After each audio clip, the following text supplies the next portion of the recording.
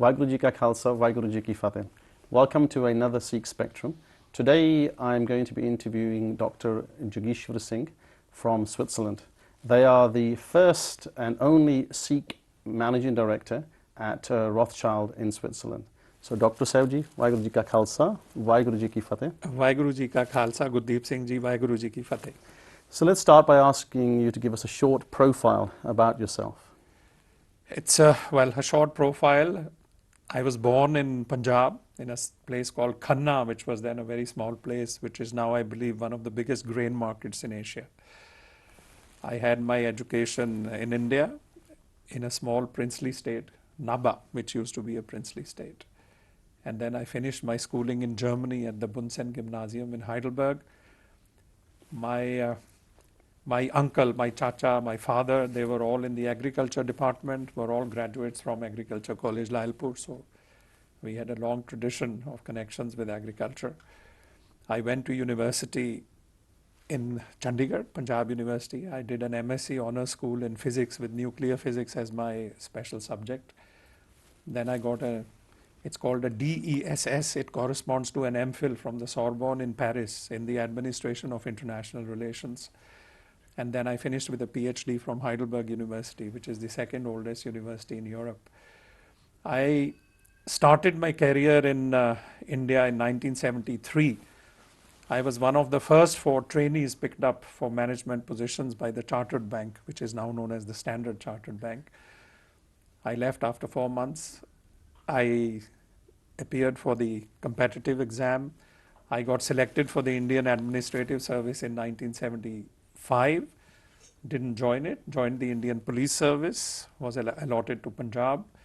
I reappeared, and in 1976 I joined the Indian Administrative Service and I served in the Himachal Pradesh cadre.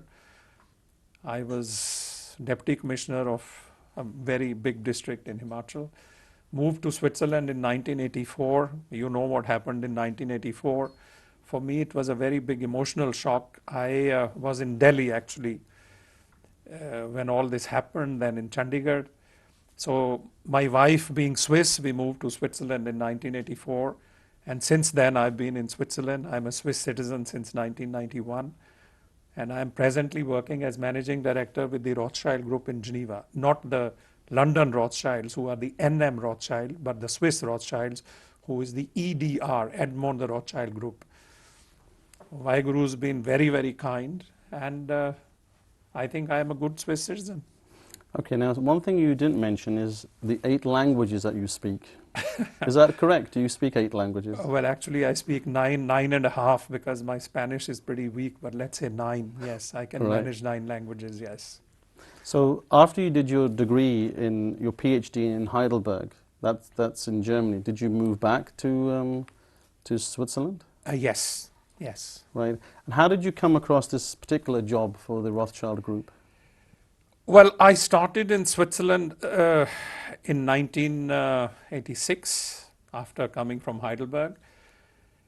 My entire professional experience in India as an administrative service officer who had been holding senior positions as a district commissioner or this or that corresponded to absolutely nothing in Switzerland. They couldn't understand how the same person could be a magistrate and director of departments and director of administrative training institutes. So my first job in Switzerland was teaching English in a primary school near Lausanne. And then my second job in Switzerland was as Chief of Staff to the President of the Parliamentary Commission for External Affairs, which gave me a brilliant insight into the workings of the Swiss political system. I mean, as I said, I get up every morning, I know I'm digressing a bit, but God has been so kind that, I can't repay what He has done for me in 20 lives. That gave me an insight, and because of the relations I developed with this gentleman who was one of the senior parliamentarians, he was on the board of directors of a construction group. So I started as director overseas marketing for this construction group. And I met the managing director of one of the largest cantonal banks, the Banque Cantonale Vaudoise, based in Lausanne. And they were looking for someone to rescue a listed company which was in dire financial straits. So they picked on me. I'm going to someday write a book about how we, restructured the company, because it lasted 19 months. And this company had 23 creditor banks with whom we negotiated over 19 months. And one of the creditor banks then offered me a position as vice president in 1992. So that's how I came into banking. Then I worked with the Deutsche Bank in Geneva. Then I went to the ING Bank, and finally we moved to Rothschilds because they offered me a good position. Okay, one of the things I was reading about yourselves was that has there ever been an issue with you regarding your turban? It's difficult to say, because as I said, my experience in India corresponded to absolutely nothing in Switzerland. And I'll mention a very interesting incident here. When I was being interviewed for the Deutsche Bank position, this is in 1993, the final meeting was with the CEO of Deutsche Bank Switzerland, and we had lunch and we agreed on the terms, everything was negotiated. And I asked him, I said, Mr. So-and-so, there is one question which hasn't been raised about my appearance. You haven't said a word. So he looked at me and he said, why, do you have a problem with your appearance? And I felt so small because, since then, I have never raised this question. I was hired at ING in the form that you see me in. I was hired by Rothschilds in the form that you see me in. I tend to think, and maybe some people might not agree, but I think some of us use it as an excuse to justify their own weakness. I do agree that in certain situations it could be a hindrance because people, out of ignorance rather than racial prejudice in some cases. Of course, racial prejudice is rising these days, but I think it's a question of confidence in your ability. I cannot imagine myself without the Saroop. I wouldn't be myself. This is a gift from Guru Gobind Singh Ji, and I just become emotional even thinking about it. So you actually do wear very colourful turbans. I do. That's the one difference between myself. I've always wore black because of my school, but you wear lots of different colours. How does the public or your work colleagues react to that? Most of the ladies in the bank, and this they told me themselves, they used to take bets in the morning, betting which color turban I would be wearing that day as I came into work. For me, it's been a plus point. It's my signature. Everybody recognizes me. I live near Lausanne. I work in Geneva, and every day I commute by train. I think 70% of the inspectors who come to verify the tickets and all, they don't even make me take my pass out because they all recognize me. So they just wave at me and they say, oh, bonjour, good day. So the turban has become my calling card. I am the man with the turban, and I think they love me for it. So what about the issues that Sikhs are now experiencing in Europe, especially in some of the communist countries that we have, like Yugoslavia, Poland? There's an incident recently, only 2 weeks ago, where somebody was asked to take their turban off in Milan airport in Italy. Is it something that we're not doing as the Sikh community? I think it's also partly a lack of diffusion of maybe information. I've been lucky, like you, as we were discussing today earlier. I have never been asked till today. Last year we went to a holiday in Capri, and I was extremely worried about flying into an Italian airport because we went to Naples. Nothing happened to me. I know these events have happened. When I talk to, I've talked to some very senior people in the security services in Switzerland, and they tell me, they say, look, some of your own people tell us that it's no big deal, and they are perfectly willing to remove their dastar.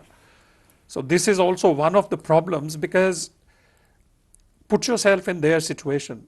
They have somebody like me telling them that this is an essential part of my being, and I can't take it off. And then you have another person who tells them, look, it's not such a big deal. If you want me to take it off, I'll take it off. This creates a lot of confusion. I think that's one of the biggest contributions the Sikh channels has made. I've been watching some of your D-Day events. I think we do definitely need to raise awareness. As you know, the International Basketball Federation is now making the Sikh players in the Indian team remove their turbans. I think that's a shame, and something should be done about it. But it can be done only by raising awareness.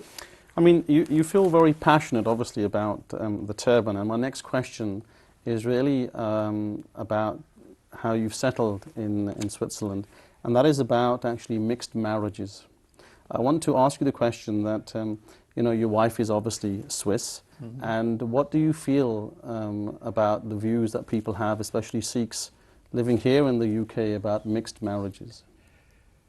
Well, my wife and I, when we got married, the optimists, I think, were giving our marriage 3 months, and the pessimists, including my mother, were giving it 3 days to 3 weeks. We've been married over 30 years now. We have 2 lovely children. I dearly love my wife, and I'm hoping she'll see it on the TV show to see that I say I dearly love my wife. However, there is a price to pay. There is no free lunch. My wife, not being a Sikh, but she has made the effort to learn Hindi and Punjabi, and I admire her for that, for the dedication which she has learned these 2 languages. But it was up to me to educate. We have 2 boys who are wonderful boys, but they don't speak Punjabi because I never took the time. I was more focused on, I started from zero in Switzerland when I came. So most of the time was taken up with my re-establishing myself professionally. So the price I have paid is that I didn't take the time to educate the children in our values and our traditions. My 2 sons do not wear the turban.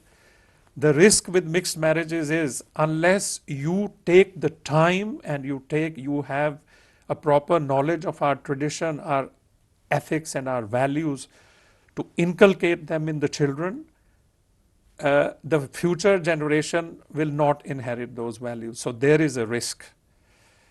And I have failed in that I did not take the time.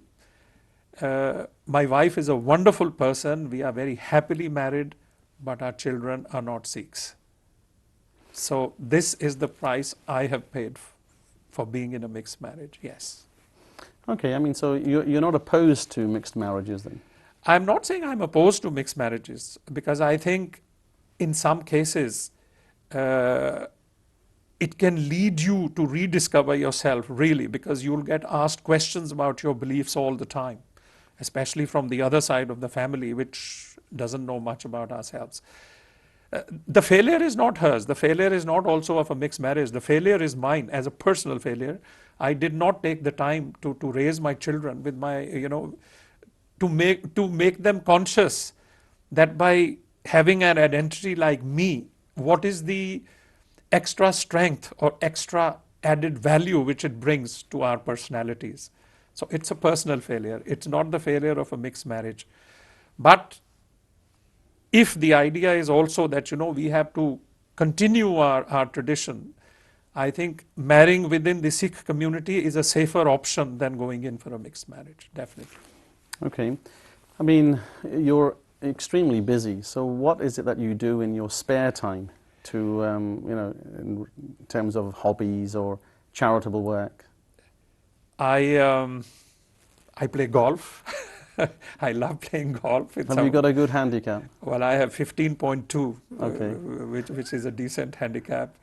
I read a lot. I read a lot about Sikh history. I'm very passionate about Sikh history. I have visited Pakistan twice. I have visited, and some of the most moving experiences which I have had are when I visited the battlefields at Chilianwala, the battlefield at Noshera, where Akali Phula Singh got Shahidi, and I went even till the Khyber Pass, and especially to Jamrud, where Hari Singh Nalwa, he fell in battle. So I, passionate about that. I do a lot of general reading. I love cinema, movies. I'm very fond of movies. I used to play a lot of tennis. I play less of that. And I love traveling. I've traveled to some lovely places in Iceland, in Alaska, north of Canada, Japan. So traveling, yes. And I love writing. So for those of you who are familiar with with certain websites, you can see that I write occasionally. In fact, my last piece I wrote 3 days ago. which is presently on the website. Okay, so is there any particular charities that you're involved in, whether it's India or other parts of the world? You're making me speak about something which I never normally mention. I do a lot of work with individual people who I know, from word of mouth, in the Punjab or outside. For example, I had an extremely dear friend who was with me in Heidelberg from Pakistan, and he died at a very young age. So I've been helping his family in Lahore for their education and all. What I do is I try and on a personal level pay for families to educate, especially their daughters, without making a song and dance about it. I work less through organized charities because I believe that sometimes with these NGOs or with the Red Cross and all, the establishment costs are very high, whereas where I know the family directly and personally, for example, I would pay for purchasing the books, for children who need those books for school or college, and I directly pay for the books rather than going through an organized charity. I am doing something with my elder brother who lives in Bangalore for Sikhs, because I think our community, it's an absolute shame how we have ignored these people. I mean, they are our brothers and sisters, and they have been loyal to our values, since the time of the Dasam Patsha. But I mean, some of the organized Sikh bodies don't seem to care two hoots about the Sikhs or the other Sikhs, so we're trying to do something for them. But the Sikhs are actually based all over India. They're not any particular part, more so than others. Well, I'm dealing mostly with the ones in Karnataka because my brother, who retired as additional chief secretary there, he knows a lot of them in Karnataka personally. Right. So is that, have you set up, I mean, you haven't set up an NGO then? You're actually just helping families that you know? No, they have, the Sikhs, with my brother's advice, have set up a cooperative society. Right. And we help them through this cooperative society. Look, recently, I mean, even through the channel, we've had lots of organizations that have set up, like, helping in their own villages, or helping certain groups of people, whether they're the Sami Sikhs or Sikhs living in certain parts that nobody knows about. Do you think that the Sikhs living in Punjab have failed outside, or, I don't have a political answer, but, is it anything that they could have done better, you think? I think you've answered your own question. In the question you've asked me, the answer is there, yes. The Sikhs in the Punjab have certainly not done enough for the youngsters. If you look at Punjab today, it's a complete disaster. And I don't want to go into the political angle at all. However, I believe that we should also think more. For example, if you are born and raised in the UK, I think you should also be equally concerned about helping people out here in the UK. And I not always be focused on the Punjab. I know that's a slightly controversial statement, but I have been a Swiss citizen since '91. I owe total loyalty to the country, which has given me a second chance in life. And I think today I'm more concerned with how I can help the surroundings in Switzerland also, on the same footing as I would think of Punjab. But the Sikhs in Punjab have definitely failed in what concerns, helping the youth develop how they should have developed. Yes, there is a failure. Okay, but I mean, in Switzerland, there's not that many Sikhs living in Switzerland. In the UK, I can understand that we should be doing more for UK Sikhs or Sikhs living in Canada or Sikhs living in America. What is it that you would do in Switzerland for Sikhs? See, Sarbat da Pala, I need not do necessarily everything only for Sikhs in Switzerland. Right. We have a lot of homeless people in Switzerland. We have people with problems in Switzerland. Of course, if I can help a Sikh also, I would certainly do it with my brother or sister. But I would also help others because I think they deserve help as much as any of us do. So are you involved in any of the local Gurdwara activities that you have or not? I go whenever the Sangat summons me, I go and talk to the youngsters there. My message to them is always the same, and this is the same message which I'm trying to communicate now through the Sikh channel. We need to have our youngsters present in media and finance. I become very passionate about it when I say, because we have had a very bad image because of various reasons. And we need to have more of our young boys and girls in media and finance. And I work for, as you know, the Rothschilds are a Jewish family, and I think we can learn a lot from the Jewish community. Look at the strength they have in media and finance, and then people listen to you. People will not listen to you if you get drunk and start, changra marniya, as they say in Punjabi. I mean, the image we have, the image that we project is so ridiculously antithetical to what the Sikhi stands for. And we can counter it if we have more and more of our kids going into media and finance. So my seva is wherever I go. I was in Canada and I have a friend there who is the vice principal of a school near Vancouver. I take time from my busy schedule and I go and talk to these youngsters, boys and girls, to try and motivate them to go into media and finance. So this I do regularly at the Gurdwara in Switzerland. So you actually help in the media in Switzerland, do you? When there's an issue about Sikhs or India? Any issue about India, the French-Swiss television, they generally call me. The last time was on the 16th of May when the results of the Indian election came in. And I was asked to, comment as an outside expert. Yes, they do call me on prime time evening news. Okay, so we're coming to the end of our interview, but I want to ask you a question about where do you think that the Sikh youth or Sikhi is going, especially in Europe? I think outside India, I'm fairly optimistic about where the Sikhi youth is going, because especially on some of the programs on your channel, I've seen some, boys and girls, young Sikh boys and girls, fairly committed, searching for their values, with a genuine desire to know what we stand for. I'm more pessimistic about the youth in Punjab. Overall, yes, I am an optimist. I think the Guru's message will stay. We are not a vanishing breed. We will be around. Finally, it's not a question of quantity, it's a question of quality, right? As my brother always told me, it's better to have 5 real Sikhs than 500,000 fake Sikhs who don't understand the values. So I'm optimistic about our youngsters. I think our youngsters, especially outside India, will do well. Okay, but do you not think there's a change coming, a transforming change, where some of our, not necessarily our values, but our appearance will change? For some, yes. For some, no. It's always a pendulum, The pendulum tends to swing from one extreme to the other. I was just reading an article the other day that it seems, and I'm just, basing myself on this article, that the star seems to be coming back into fashion in Punjab, even if it is for very wrong and silly reasons, like because recently some of the Bollywood heroes have, acted as sardars in films. So some of the misguided youth in Punjab might think that it's a fashion statement if you start wearing the dastar. So you may do it for the wrong reasons.